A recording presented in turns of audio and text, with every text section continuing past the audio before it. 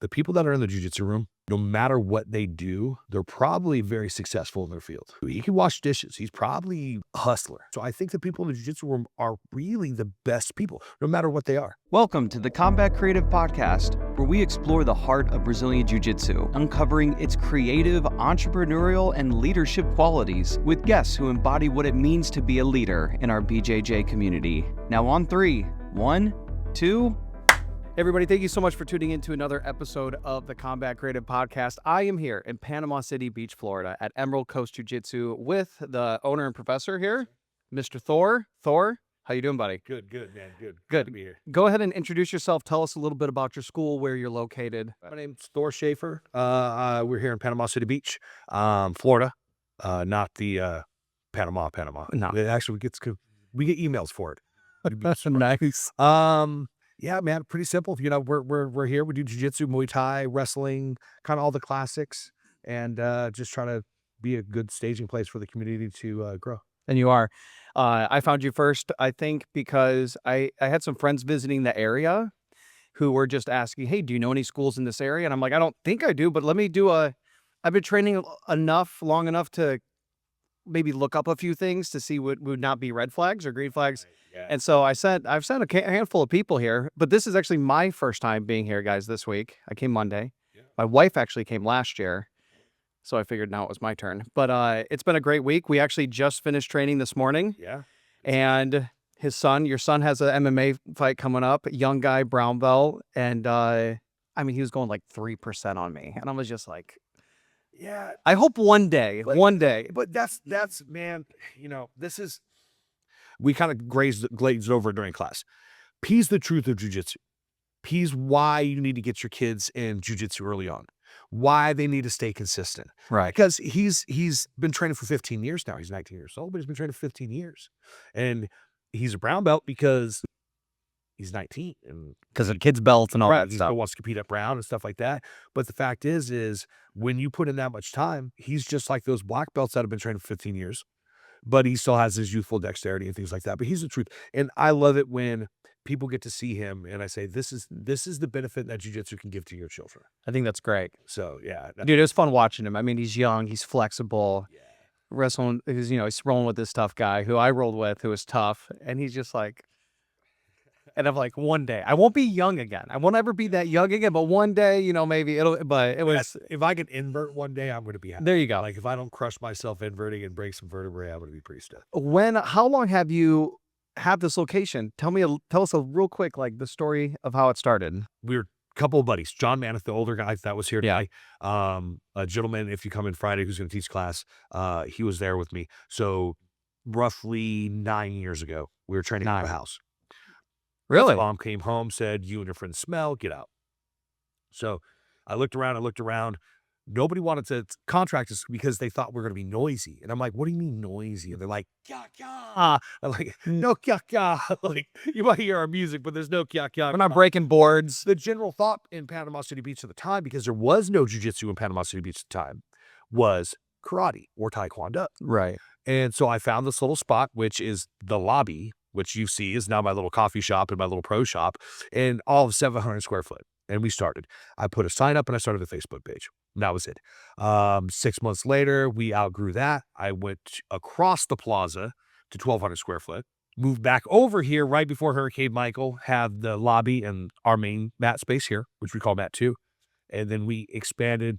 So that put us at about 3,000 square foot roughly. And then February 2023, we picked up another 2,000 square foot on the other side, which is our mat 1 over there. And we did the full remodel, which I would love to take credit for how this came out, but I hired people for it.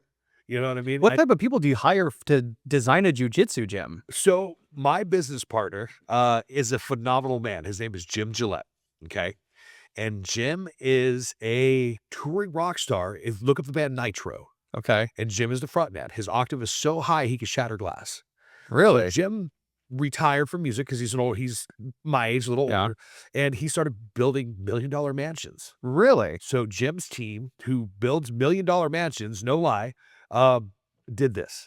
And, I think it's gorgeous and it's unique and it's a little different. It's not the biggest, it's not the brightest, but yeah, man, I'm proud. I'm proud because you should be. When our people come in, they can say, well, that's our gym.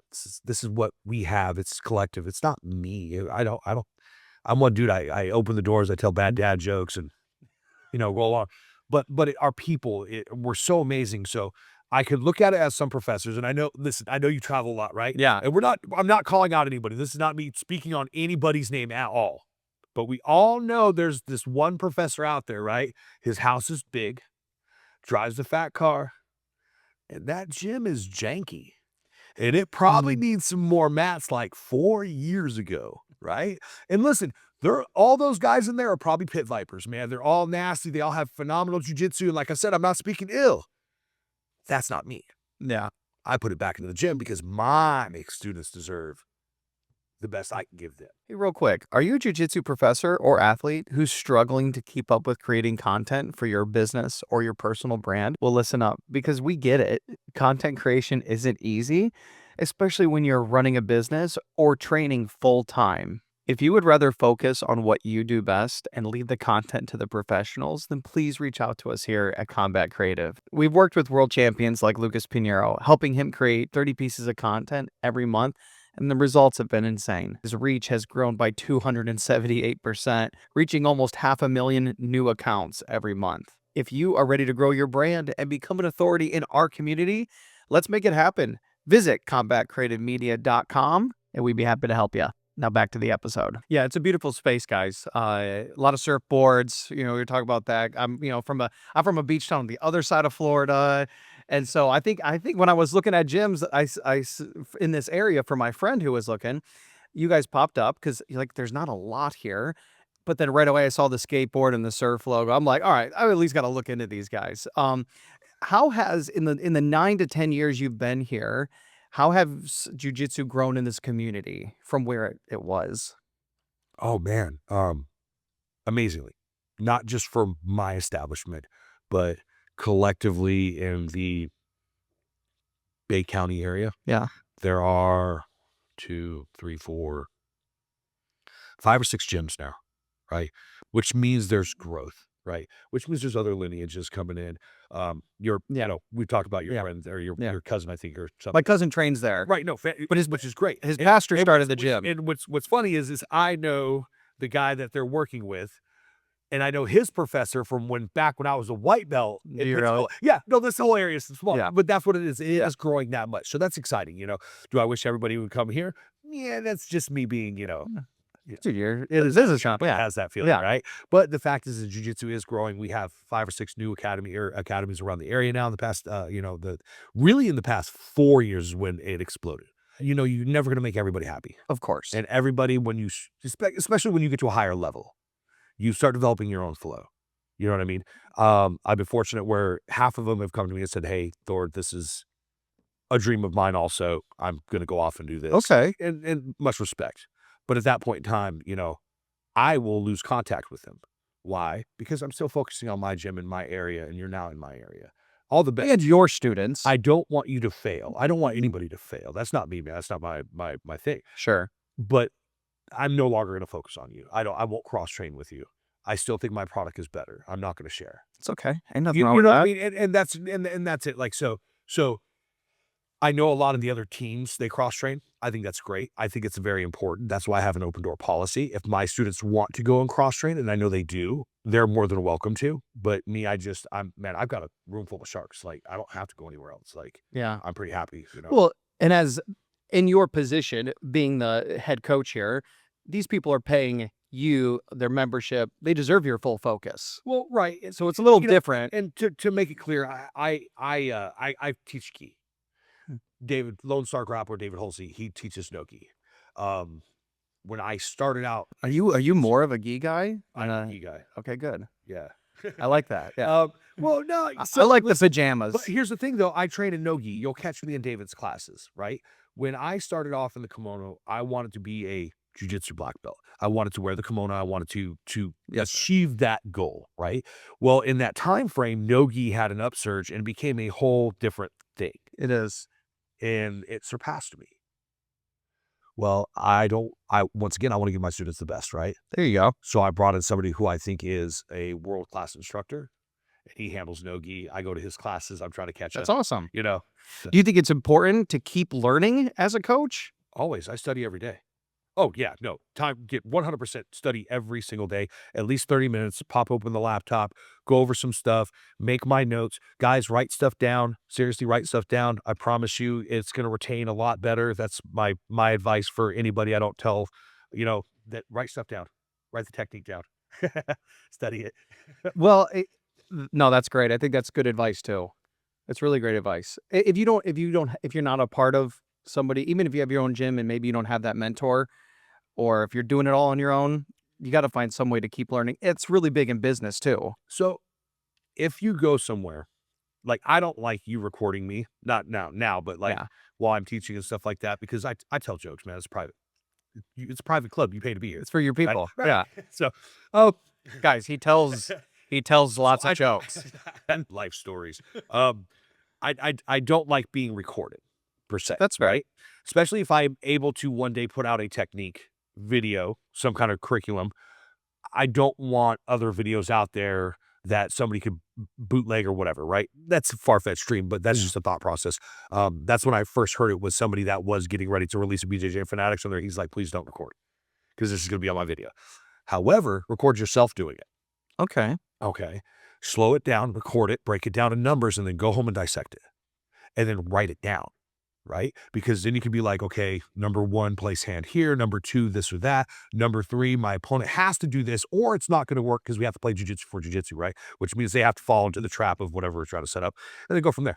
And I do that for myself. And I've been doing that for years, and I still study that way. I'll pull up my Donahar video, which we all know Donahar. The guy's a genius, right? Hard to watch. Maybe it's my bedtime story, right? Yeah.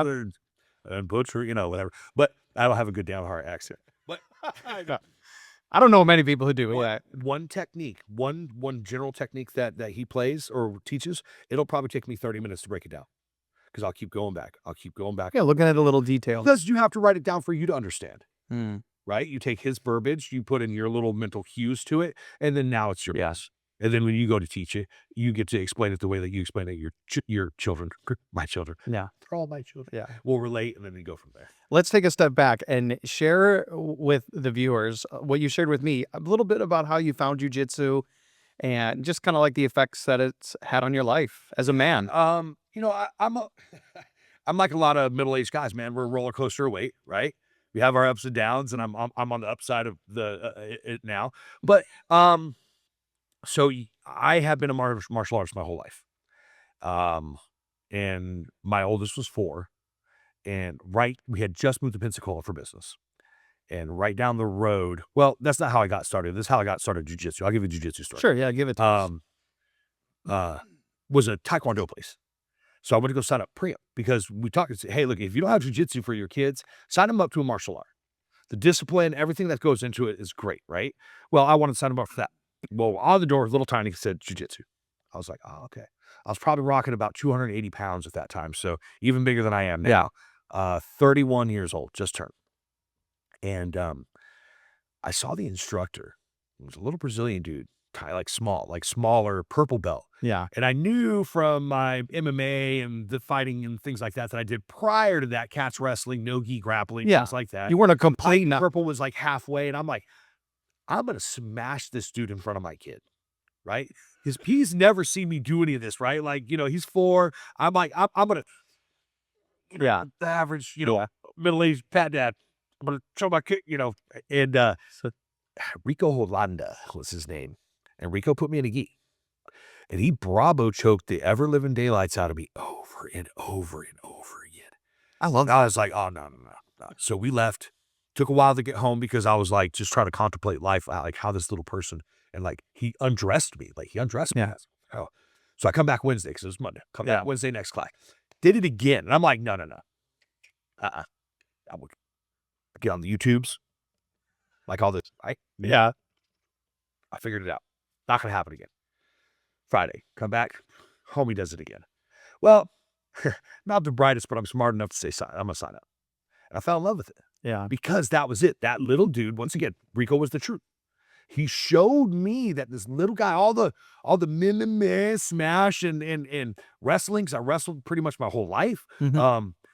at high levels, dude, he wrecked me, man. It was the coolest thing ever. So I fell in love with Brazilian Jiu-Jitsu. I like it that that was your response to it. I mean, initially it was like, yo, what is this?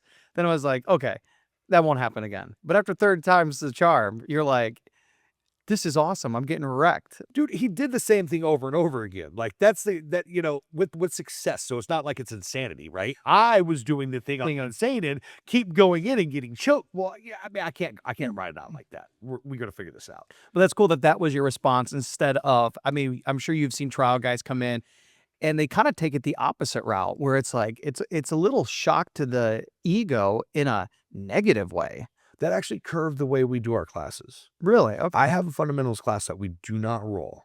I might have them do a little bit of positionals and like a 20 to 30%. And I have a 30-minute time frame after class that's open. But it allows the person that's just not comfortable yet to, hey, it's 7:30, I gotta go and take care of the family and bow. Eventually they start nosing around. The ones that are gonna stay anyways, they start nosing around. That's cool. And then they might try to pick up an all levels class or things like that, or they'll start roll. I'll pull them in after class. Like I'll roll with the new guy. That makes sense. You know what I'm saying? Like take care of them, make sure they're safe, feeling good, pre them. And you're my higher level guys that are in the room that you trust, that are, yeah. And to build that trust. And that's what's important. That's why I teach the fundamentals classes. Because I want that new student to come in and have me with them. So we know they're getting off on the right track. You know what I mean? Yeah. So then you started jiu-jitsu and then what? You say it, how did it affect you? Like you got into it. You said you were what, 280? I was 280. I actually lost 100 pounds. So awesome. And then I floated around. I competed for a while. I've medaled. I've been to some podiums. Yeah, good for you. But I'm one of those guys that I do it for me, man. I like to compete. It's fun. Take one picture with the medal, toss it in the bag, move on, But it's over the years, it's teaching me so much more than jiu-jitsu. I focus now more on mobility. I preach mobility to guys your age that are just getting into it, saying, hey, look, man, 10 years ago when I was where you're at, and I hear the old heads talk about, oh, man, I'm working on my mobility. I'd be like, you need to train more, right? And now here I am at 46 where it's like, dude, I'm sore, right? And then every time I catch an injury, if I'm not eating right, and then your body changes. And as you get older, the body changes. So now I have to go to the doctors and do all this and that. So jiu-jitsu, if I want to be on the mats, I have to stay in tune. You know what I mean? I have to follow it. And you'll hear me talk about the heavier I am, it causes more problems when I'm doing this. That's why in jiu-jitsu, it pays to be fit. Do you have to be? No. Start at any weight. Start at any injury. Start at anything. Start. But it pays to be fit. Jiu-jitsu will help kind of move you into that life. And if you're consistent with it, you're going to lose the weight. You're going to be healthy and things like that. So for someone that wants to get started in jiu-jitsu, but they're saying no, or they're holding back because they don't think they're fit enough, like what's your response to that? No, that's like saying I'm going to wait to get on a treadmill. You know what I'm saying? Like I'm going to get stronger before I bench press. No, here's the thing. You got to listen to your body, right? There's a certain point where we say, man, my back can't do this. If your professor is a reasonable person, once again, me speaking on myself and in our room and okay, cool. We're going to try to get you to work through it. We need to find a solution. Sometimes you can't move, man. I have my ACL on my right knee is gone. There's certain types of game I can't play, right? But I got a sweet half guard. So we could find a way. We could get around these things. And the fact is you just have to get through the door. I think Jocko or one of the famous jiu-jitsu figureheads that really pushes it. The hardest belt to get is your white belt. 100%. 100%. Because you don't think that's a cliche or anything? No, man. Listen, dude. I wish you met one of my guys, Rio. He's out on business this week. He's normally a morning guy. Rio would come in and sit in the parking lot for once a week for a month watching before he ever came in because he was so afraid. Love Joe Rogan. Joe put him on. You know what I'm saying? Like so many, you know what? I love, however you feel about these people personally is how I don't care. Yeah. I love that there are masses now listening that come to jiu-jitsu because of that. Because I love jiu-jitsu. Yeah. So your personal feeling out of that, whatever. People want to bash. I've heard, because people, haters going to hate, right? But it's like, dude, they're giving free marketing for you. There's a dad in Boulder, Colorado, listening to Joe Rogan, or maybe not in Boulder, but in Panama City Beach, who's like, well, I can't go train with Joe. What's near me? He's doing marketing for you. He's just saying, get out there and do it. And that's the thing, man. We have guys in here with, that, unfortunately, they've come back from overseas with injuries. Sure. Well, we got to work with that. What you got? Professor David has a friend that's amputee of the knee. He's slick, bro. He'll put it on you. I love nasty. that. He's nasty, bro. It's wild, man. His pinch is just crazy. So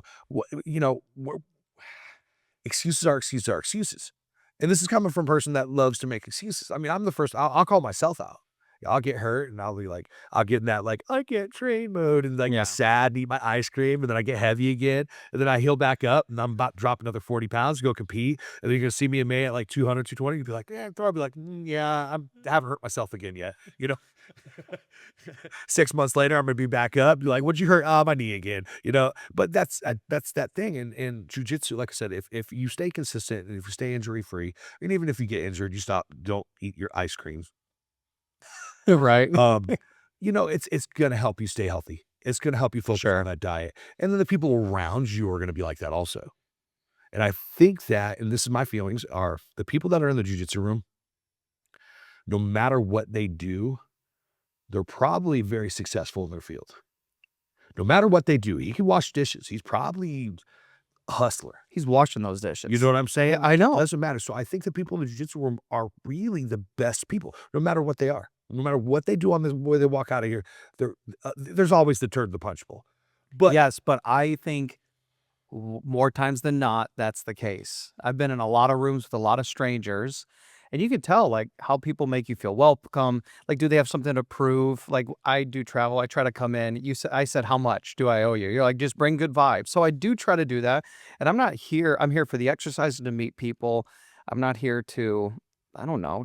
I don't want to be disrespectful to a gym or any members, but I mean, I've gone to places where people are like, all right, we don't know you. We're going after you today. And I'm like, dude, I'm just trying to go to work tomorrow. But like, so I've seen a lot of those, but more times than not, it's been very welcoming.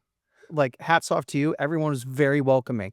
Thor, guys, I came today. I was here Monday. Today's Wednesday. People were like, Jared, how are you? I'm like, John remembered my name, but John's a black belt. You could tell he's kind of got, I'm sure, a certain level of character, but that trickled down. One of the white belts was like, Jared, good to see you again.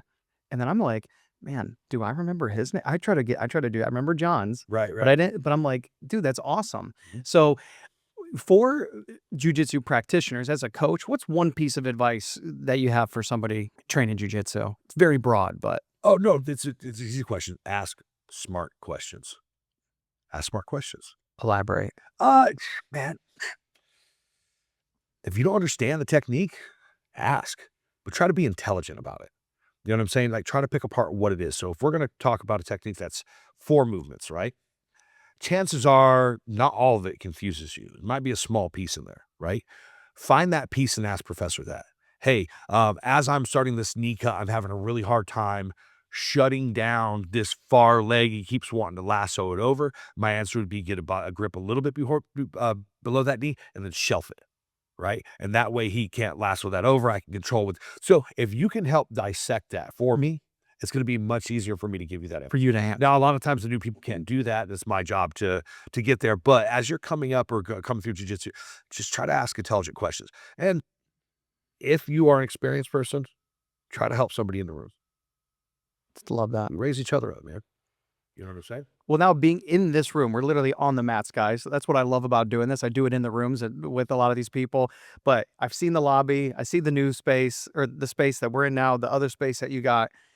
For a gym that's over 9 years, has grown. Yeah. What's a piece of advice you have for other academy owners? Ooh, I'll tell you my failure. Marketing.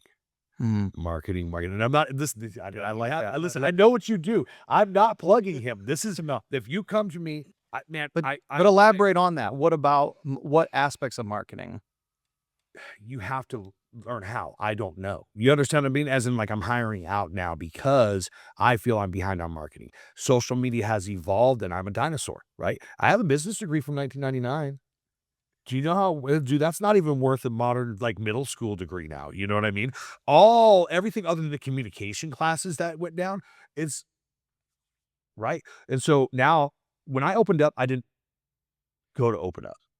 I was training with the homies, right? After we rebuilt this, which was roughly a year or so ago, I go, oh man, right? What did I do? I A got beautiful gym. I've got a pro shop with, $20,000, $30,000 worth of clothing in it at the time, right? And I had zero marketing. So have you done anything? Yeah, I don't know. I've hired some, I started getting some, I brought in some admins because I'm not good at it, where they know how to do the Facebook algorithm things. And then as we grow and there's a little bit, but I do, man, find somebody that knows how to market. If you look at the larger gyms, I'll name two, and they're on completely different scales of jujitsu. AOJ and then the Valente brothers down in Miami.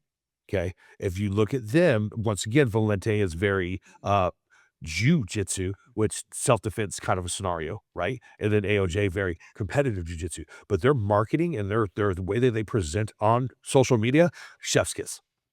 Phenomenal. And it's not just because they're good at jujitsu. It takes the marketing to grow those gyms. While those gyms have let's say AOJ, they have athletes, but most of their members are hobbyists that are keeping the lights on. 100%. And let's talk about where they're at.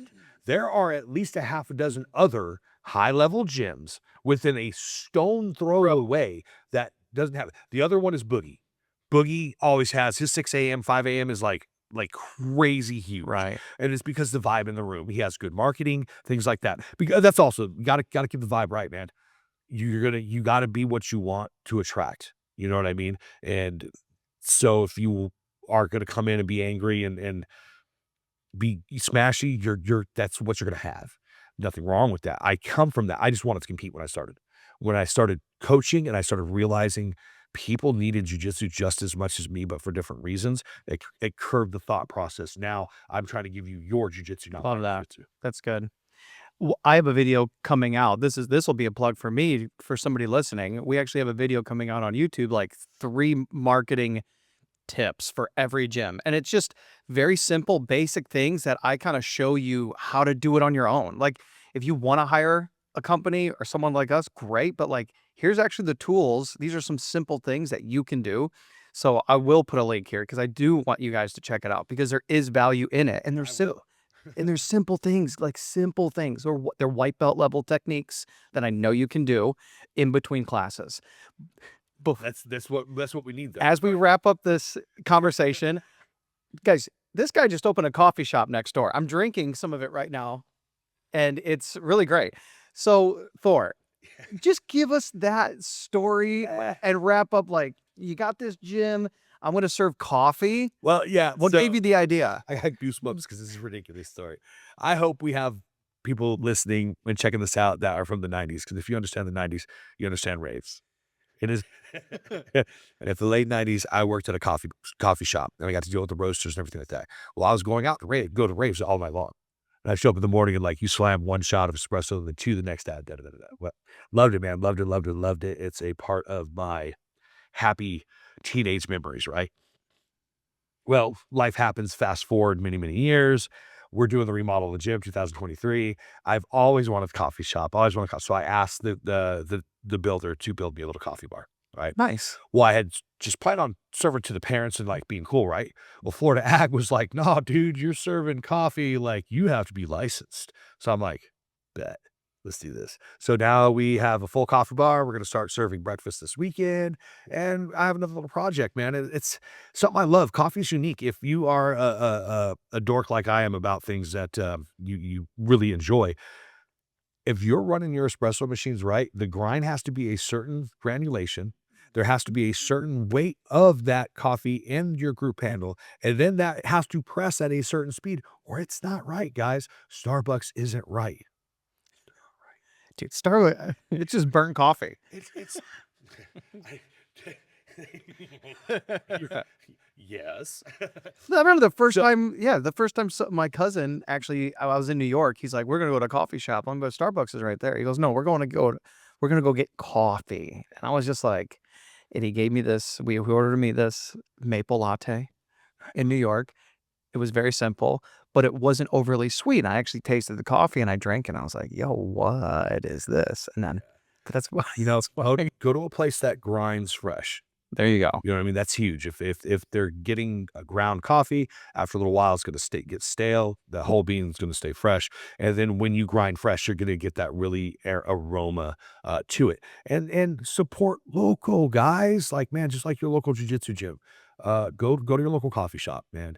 I promise you, they are going to appreciate you. They're going to remember your name. And you're going to get quality product. The reason why you have to keep going back to Starbucks for that coffee throughout the day is because it's garbage. They're not, you know what I mean?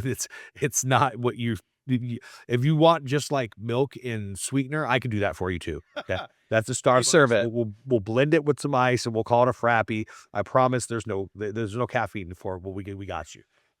Dude, so what's the response been like from your students? Great. Good.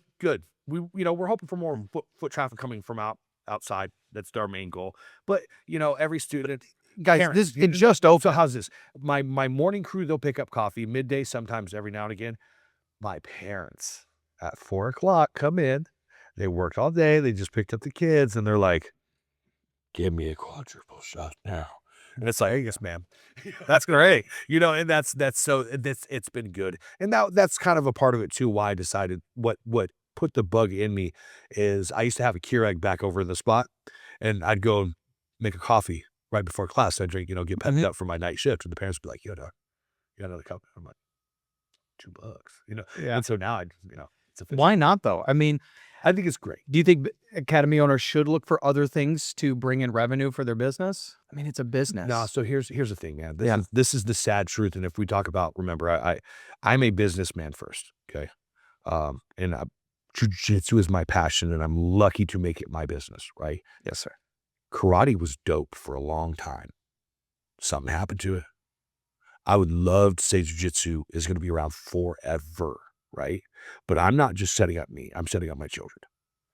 So I'm trying to diversify and put all the things I love together. That way I can handle it. You know what I mean? Like not just the same eggs or different eggs, but they're all in the same basket. But I feel it's smart to diversify. If you're not wanting to have other businesses, invest in real estate.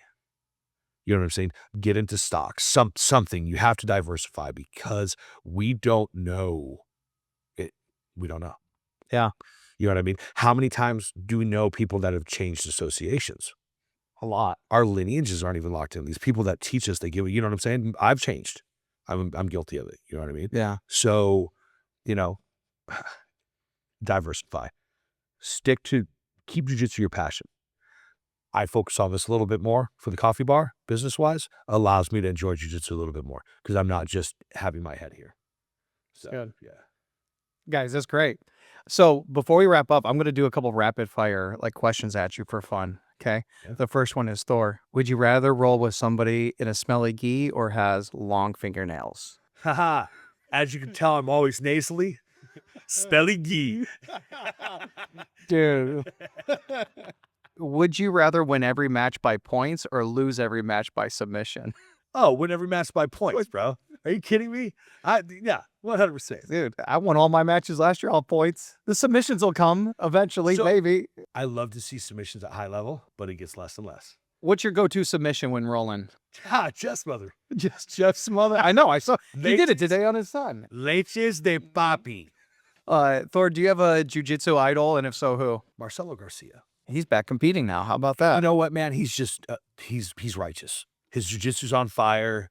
You know what I mean? He shares it. He was one of the first really high-level guys that made his jiu-jitsu very easily accessible. And even when he went about having somebody design his system, he was somebody who creates functional learning systems. If you know about that guy, it's a whole story in itself. Yeah. Right. So, and then just, man, he always kind, rides his bike to his gym. You know what I mean? Like, yeah. So look, Garcia, he's cool. I think that's why we're losing Yi. I think that's why gi I've had people arguing with me about gi not being popular is I don't think gi is as popular as it used to be. And the reason is I don't think we have heroes anymore. The Leandros, the Buchechas, those guys that I came up in my middle age watching, they're younger than I am. They're no longer there. Yeah. You know what I'm saying? The heroes are gone. Now we have the anti-heroes. Not saying they're not good at jiu-jitsu. Jiu-jitsu is phenomenal. Jiu-jitsu has excelled, right? But it's not the same. So hopefully, in these upcoming years, Cole Abate, Come on, the Cole. American Dream, love this kid, sweet boy. I had the pleasure of being acquaintance with his father and Cole for many years. Preem and Cole have actually competed against each other. Have they really? Yeah, Cole is Cole. He knows what he's doing. It's Cole. Yeah. Cole's fire. But that's what we need. We need good role models for these kids. We need guys back in the gi just because I'm a gi nerd. We talked about that. Nothing against no gi. Guys, don't hate me. I train in no gi. I compete in no gi. I podium at Pans in no gi. Like, Okay. I'm just saying. Yeah. Don't be mad. I just like the gi. Do too. My last one for you is, what is the most underrated BJJ technique? Bro, that's deep. I don't think I have an answer. Reason why. Years ago, people go, Bolo's garbage. It's stupid, right? And it was only when they were trying to take back. But Bolo now is a whole position. That's not a technique, right? So I think what's underrated for me is my daily heave is garbage. What's underrated for you? You follow what I'm saying? Yeah. So I think it's up to you. It's up to you to decide. What are you leaving out? You know what I'm saying? So I don't think it's a whole thing because I could say this technique and there could be a whole squad of dudes over there killing with that. Buggy choke. Buggy choke was one of them. Buggy first came out, we're like, buggy choke. And now everybody's killing a buggy choke. Buggy choke's legit, right? So was it underrated at first? And then all of a sudden we see, right. So I think it's really relevant to who you are. My daily heave is garbage because my knees are poop. Well, let's pivot then. What's one jiu-jitsu drill you think everybody should be doing? Shrimping to replace guard. Your three major shrimps, your forward shrimp, your regular shrimp, and a double shrimp, which is where you're going to square up. If you can't square up with your opponent, you're screwed. Dude, I've been working on it. Sometimes when I'm getting stuck under side control or in like getting smashed in half guard, I know what I kind of need to do, but man, I just keep working on that shrimping and like not just getting, not nailing, allowing myself to get nailed to the mat. Proper grips. You don't know where to put your hands, not just riding solo, only working with one. Like, gotta. Yeah, man. Good stuff. Guys, you got to check out Thor and Emerald Coast Jiu-Jitsu Academy here in Panama City Beach. Visit these guys when you're on vacation, right? You welcome people. Always. They welcome me. Come check us out. Come check them out. And guys, thank you with all the podcasts and episodes you could be watching. The fact that you took time out of your day to watch this one, we really appreciate it. Thank you. We'll see you in the next one. Thanks, Thor. Guys. Peace.